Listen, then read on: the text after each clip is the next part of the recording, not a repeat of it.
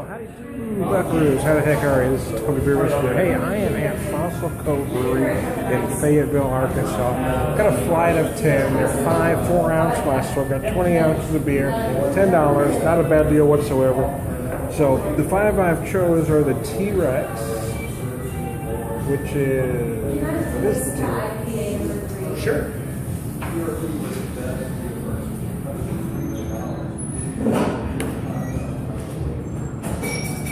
Okay, I've got this one is the Paleo Ale.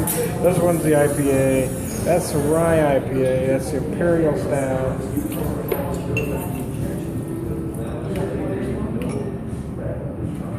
Oh, T-Rex, the triple. Wow, I went blank for a second there, I'll tell you what. So let's see, where should I start? I think I'm actually going to start with the Paleo Ale, which is one of their flagships. Look at these neat little glasses. They're freaking awesome, aren't they? Okay, Paleo Ale, 5.5%, 35 IBUs, an APA.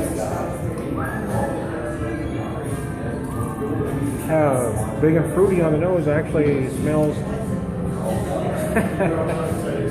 That's the aromas of fruity pebbles. If memory serves. Fossil Cove, Paleo Ale, obviously you can tell they've got that dinosaur theme going on. Oh, that's very nice. Wow. Their aromas are very fruity, as I said.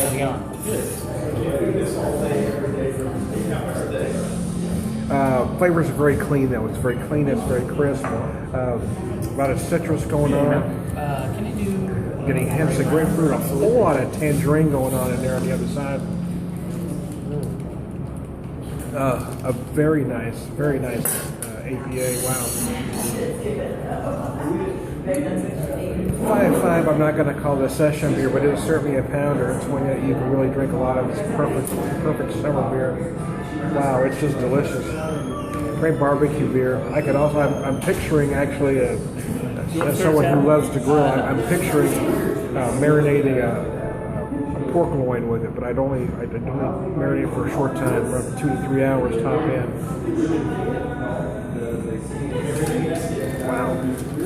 Wow, that was tasty.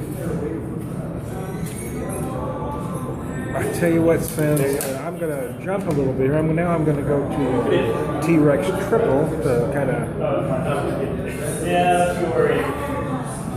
change the palate a bit. T-Rex Triple, 8%, 28. What I tried to do by picking the 5 is, well, and I didn't quite get there actually. My intent was to get a sampling of different beer styles, but I got a Pale Ale, an IPA, and a Rye IPA, but then I also had a triple and an Imperial Stout to kind of balance her out. But I really wanted to try the Rye IPA because I'm a fan of Rye. And I had to try the regular IPA and then the Pale. So there you go. That's the reasoning behind all that. The aromas are very nice on this triple, about what you'd expect a triple to be. Bright 4 on the nose.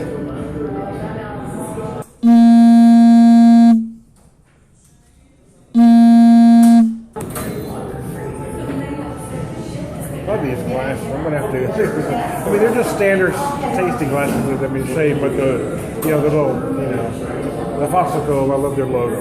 I just dig it. Dig it good in there. Anyways, that's a very nice triple. 8%, 28, fairly standard, smaller than some. How long did that little micro batch you brewed up last couple weeks ago? It's just incredibly likable. Few hours. Really that fast. Very tight carbonation on it. That's very nice. I think we're going to do it again. And it dries up a lot cleaner than a lot of the craft styles, the craft versions of the styles that I've had. So actually, I'm going to stop there at half because I'm going to use the other half as a palate cleanser after I have. So I'm going to go for the regular IPA before I go to the Rye IPA. 6%, 75 IBUs. Oh yeah, wow. Their aromatics are brilliant here, I gotta tell you.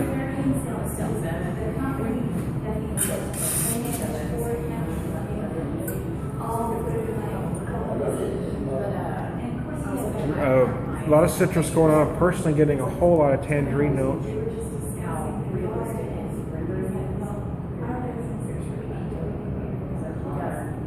Oh yeah! Wow! That surprised me.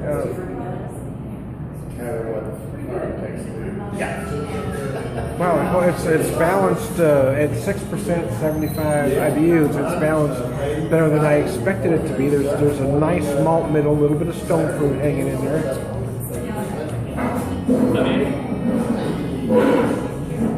Giving way to that big citrus punch, you're certainly going to get some grapefruit there at the end. Some peppery notes following all that. That's a very nice IPA. Very nice indeed.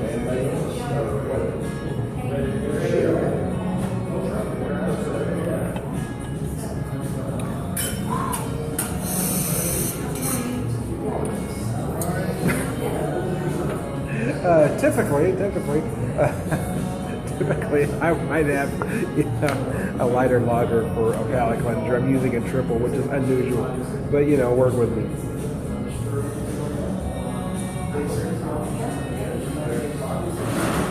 This triple is very nice. So T-Rex triple, it's very likable. I'm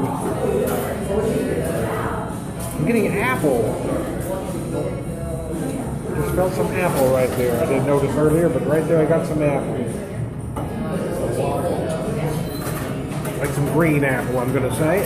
So I'm going to go over now to the rye IPA, 4.7, 75 IBUs. So it's a little lighter in ABV, not quite session strength. If you're a purist, close enough for me. Excuse me. Hope I didn't get any on you.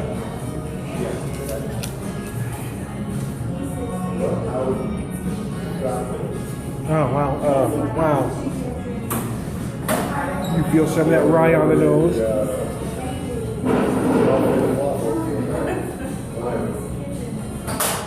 Oh, wow.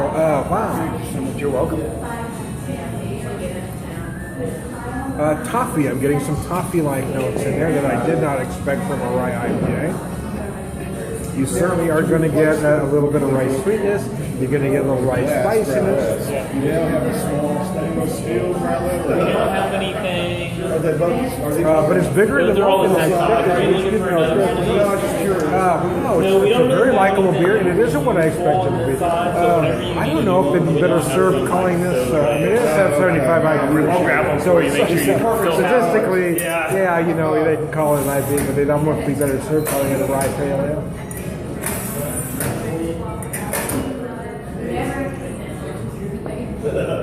Wow, that's a beer right there, boy.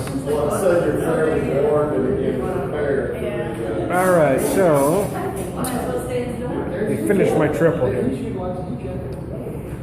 Yeah, it's typical of a triple, typical of all beers, to be honest with you. But triples, especially, that the longer I let this sit, the longer I let this warm, the more aromatic it becomes.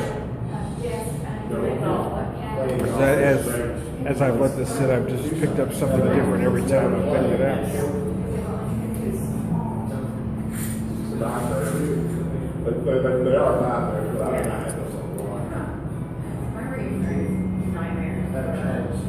Oh yeah, that's a winner right there, boy.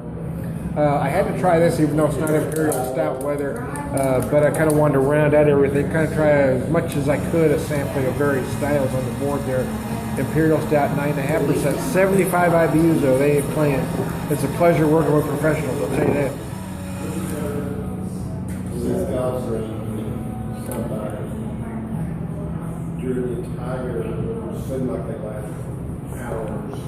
Oh boy, have mercy.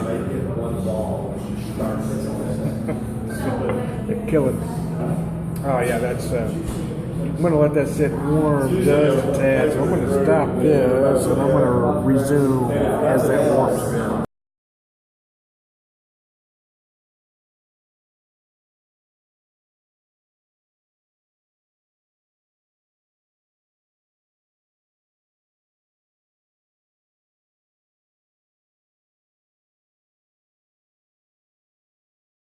Well, how do you do, buckaroos, and how the heck are you?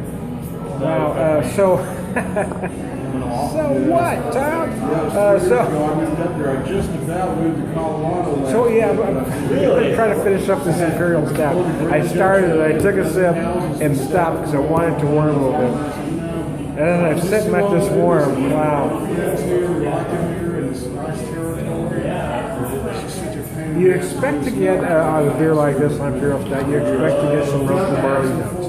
Could impart some notes of chocolate or coffee and a whole lot of roasted malt. But I'm getting from this one, even though it doesn't say it's brewed, but I'm getting a lot of raisin-like notes mixed with all of the above.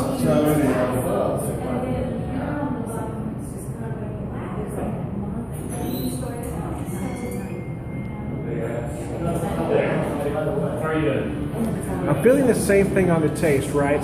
So you expect to get a whole, you certainly get that roasted barley in there. Now, roasted barley will impart some coffee-like bitterness.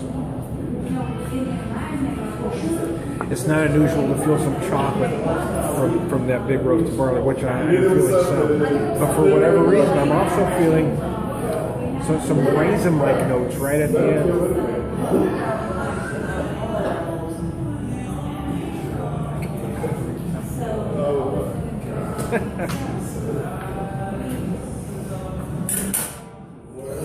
I'm feeling some raisin-like notes from that Imperial Stout. Is that unusual, or have you heard that? That's about, yeah, typical for that one. That was brewed off of, or that recipe evolved out of a pilot batch, which was done by an intern we had who was from Italy. And he based it on kind of his idea of an Italian.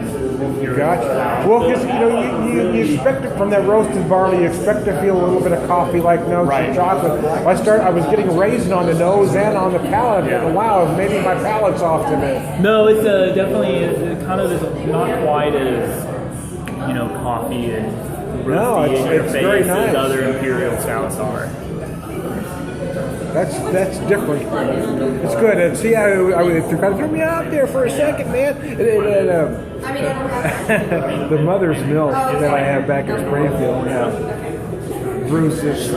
uses raisins in that mix, and I was getting some of that similar flavor. So I knew I knew what it tastes like, man. So anyway, hey, all great beers. I'm a fan. Come to Fossil Cove with your kids.